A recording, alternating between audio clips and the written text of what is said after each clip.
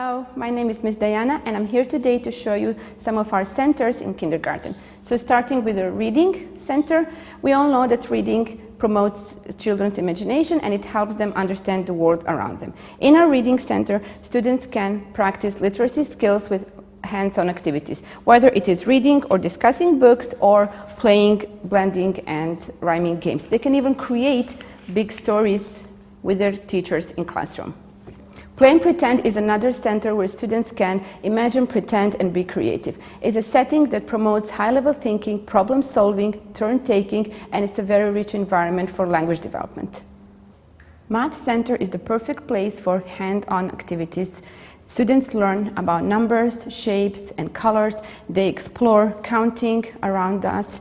They can even learn patterning or using manipulatives for different purposes. Puppets are the perfect tools for capturing young learners' imagination and attention. Every child enjoys some free play time where they can communicate with their friends, imagine or pretend they're someone or something else in a more relaxed environment, and it's a very good way of developing their communication skills.